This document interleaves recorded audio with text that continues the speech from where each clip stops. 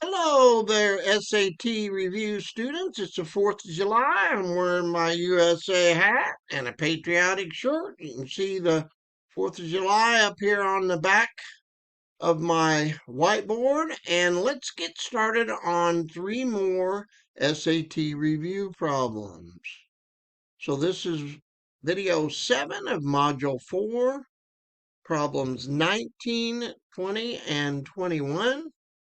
I already have module 1, 2, and 3 videos uploaded in my playlist on my YouTube channel. There's 27 problems in each module.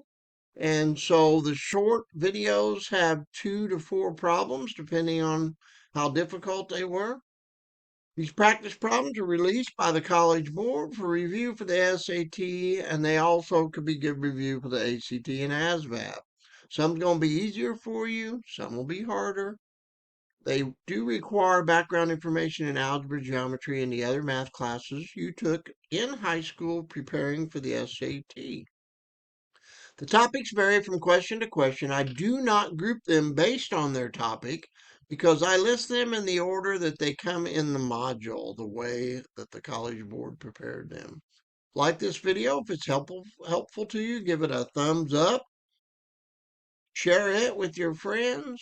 Follow me on TikTok, Instagram, Facebook, and X. I have other helpful math videos. I got puppy videos, and I have announcements about things to come to help you with your math studies. This YouTube channel is something that would be helpful for you to subscribe to. I would appreciate if you would do that to help me spread the word. There are links around that you can click on, and then here's the long link you can put in a browser. If you need to get a hold of me, I do have a contact email for students, askmrchu@gmail.com. Let's get to problems 19, 20, and 21. So make sure you pause the video so that you can work on these problems on your own on a piece of paper, and then check out your answers whenever I work through the solution. So we have 14x over 7y equals 2 times the square root of w plus 19. The problem says the given equation relates the distinct positive real numbers w, x, and y.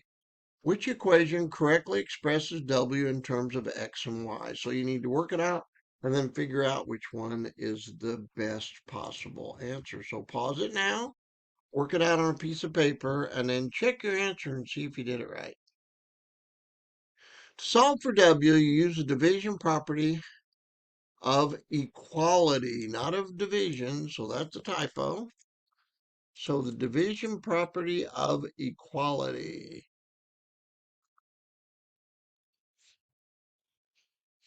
There we go. I corrected that one as quick as I could.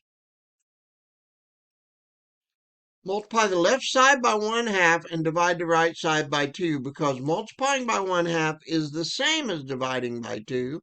So you take the equation that's given, and on the left, I'm going to multiply by 1/2 because I have a fraction. And if you were to write divide by, then you're going to have to convert it anyway on the keep, change, flip. So you might as well just multiply by 1/2, which is the same as dividing by 2. On this side, I'm going to write it as a fraction divided by 2, and I'll have a fraction on both sides. So once I do this now, I can take 14x times 1 and get 14x, and 7y times 2 and get 14y, and then I can cancel this on the right. So when I cancel that on the right, I'll go ahead and do that with my pen. The 2 over 2 ends up being 1, and then some teachers will call that being canceled out. You're really just dividing by the same common factor. And the 14 over 14 can also be canceled out, and 14 over 14 is 1. So I end up getting x over y equals the square root of w plus 19. Well, how do you solve that using inverse operations? So I square each side. So I'm going to square the left, this xy, square it, and then square the square root of w plus 19. And when you take the square root of a square, those two cancel out. So that's just what the inverse of the square root is. So when I simplify both sides, I get my x over y to second power. And the only reason I'm leaving it like that is because you're going to have to find the example over here that looks like that. I know I could write it as x squared over y squared. Then I'm going to use the subtraction property of equality where I'm going to get rid of the 19 by subtracting a 19 from both sides. It's going to cross out here, and then on this side, we can't combine like terms because one of them's a variable and one of them's a number. So I just simply write it as x over y squared minus 19 equals w. But the only one that's close to that is c, and there is a property that lets me do that you should have been taught in algebra class. It's called the symmetric property of equality, which means when you've got an equal sign, you can flip the sides and still have the same answer. So choice C is the correct answer. Hopefully you're able to get it right. And now we'll go to problem number 20. 20 is a problem that has a circle in it. And it says point O is the center of a circle. The measure of arc RS on this circle is 100 degrees. What's the measure in degrees of angle ROS? So I draw the circle. It's circle O, so I put that there. And then we're going to talk about this arc right here. So I'll go ahead and highlight that arc. We're talking about this arc right here, which is just a portion of the circle's circumference is really all it is.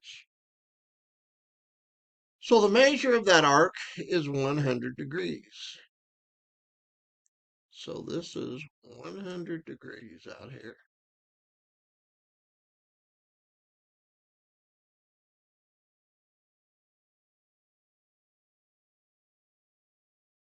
So if you remember from your geometry class, I can draw from the center to a point on the outside here, a radius.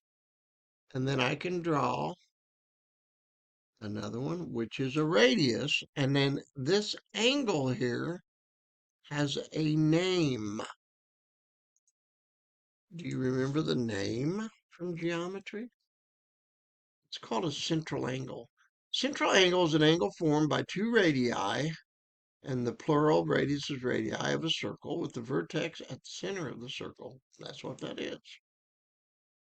So I know that angle ROS is a central angle because of that definition. And the measure of an arc is equal to the measure of its associated central angle. That means that this angle that bisects this arc will also be 100 degrees. So the answer is 100 degrees. Hopefully you got it right as well. Now we'll go to 21. 21 says the expression 6 times the fifth root of 3 to the fifth x to the 45th times the eighth root of 2 to the eighth x is equivalent to ax to the b power, where a and b are positive constants and x is greater than 1. So if it's is equivalent to, there's a point where I'm going to put an equal sign there. It wants you to find what a is, find out what b is, and then add them together. So just a long process. Pause this, see if you can work it out. Kind of a long step, complicated problem, and I will work it out now. So let's talk about a rule of exponents and radicals, okay? So if I take the nth root of y to the m, that can be rewritten as y to the whatever that exponent is, m over, and then the root n. So I write that as a fractional exponent. And then I can take that fractional exponent and write it and break it back down again so that I can put this in the exponential form to the y to the nth power and then to the 1 over n. And this is going to be helpful when we work this out. It is just called a law of exponents or a law of indices. So here's an example. So if I have the square root, or the root of 2 of 4 to the third power. I can write that as 4, which is going to be the base, raise the third power over whatever I'm taking the root of, the second power. And then let's look and see up here up above. I can rewrite that as 4 to the third power to the 1/2. And I could have taken this and just written that 4 to the third as 1/2. And 4 to the third is 4 times 4, which is 16, times 4, which is 64, to the 1/2. And that means the square root of 64, which is 8. So that's just reviewing what all of those rules mean. We're going to need that now. So I rewrite actually the expression. It's not really an equation yet until we put an equal sign. It's really an expression. And that's important that you know the difference there.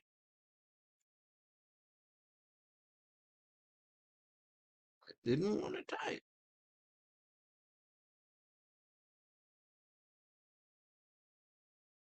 Now the computer is not cooperating. This is an expression.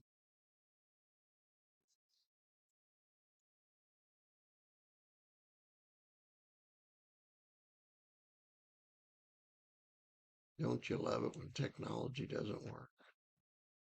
I know I don't. Okay, so I'm going to rewrite it now. So I take my original and I'm going to rewrite that using what I've told you up here. Okay?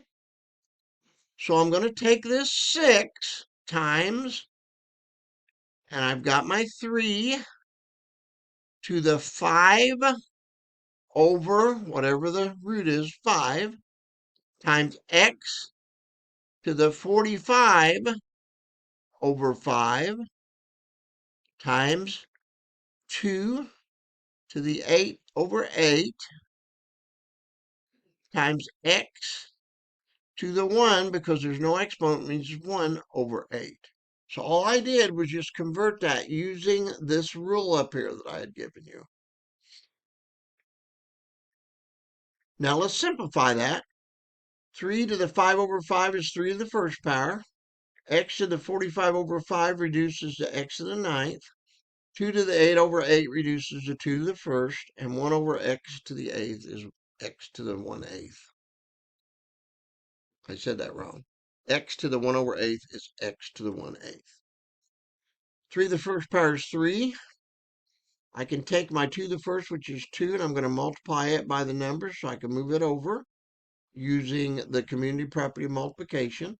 X to the 9th, x to the 9th, and then x to the 1/8. Now I'm going to multiply the 6 times the 3 times the 2, and then we've got to deal with this after we give you another rule. So, just multiplying that together now, I get 6 times 3 is 18 times 2 is 36. Excuse me, and I'm going to take x to the 9th times x to the 1/8. So how do we do that? Well, if you multiply two bases that are the same, you just add their exponents. So this is a base of x, base of an x. So I'm going to take 9 plus 1/8. And that some people struggle with that because this is an exponent of 9 plus 1/8. And I have to change the 9 to eighths.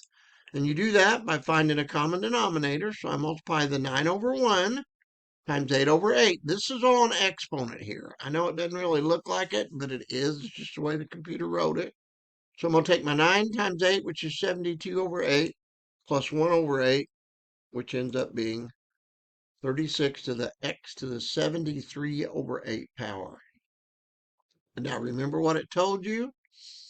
It told you that that expression that I just simplified into 36x to the 73rd over 8 power really equals a to the xb. So to find a and b, I just have to look at the number in front of the exponent, or in front of the x, sorry, which would be the numerical coefficient. And then I find the exponent. And it asks you, what's a plus b? So, since A is 36, that number in front of the x, and B is 7308, which is the exponent, now I just add those. So now we're going to have to find a common denominator again. So 36 has to be expressed as eighths, so I multiply it by 8 over 8. 36 times 8 is 288.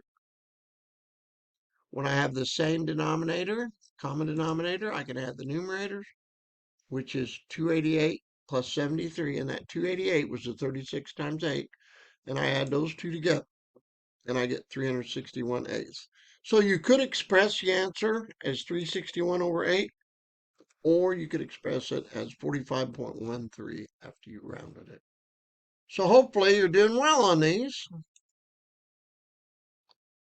So follow me on TikTok, on Facebook, on Instagram, on X. I'm on all those. I have lots of videos. I've got puppy videos. I post my math videos. I give you information about coming events, which I've got a weekly tutoring session I'm planning to start as a new school year starts, and I will update things. So why don't you follow me and you'll be able to stay in touch with what's happening with Mr. Chu's Bear Algebra. So I do have links for all the other problems from Module 1, 2, 3, and I'm in 4 now, getting close to the end of 4. And there are 2 more after this. There's a 5 and a 6. So if you would subscribe to this channel, you can check them all out. And here's the long link. There also are other links you can click on to subscribe. If you need to ask me a question, I've got a contact email address, askmrchu@gmail.com. Help me spread the word. I just want to help students. That's all I want to do. I taught for 24 years and now I want to continue to help using my videos. I have something that I call Bear Algebra, and I'm getting ready to launch a whole curriculum for homeschool students for them. I also have something I call Geometry. These two are named after my 2 dogs. I also have Triarithmetic and Pre-Algebra named after my cat. I do a segment called Math Minutes and a shorter segment called Math Minis based on those Math Minutes. And then I also have these SAT test preps. So I'll see you in the next video. And remember, I'm Mr. Chu on the 4th of July, and I want to help you understand algebra. I'll see you in the next video.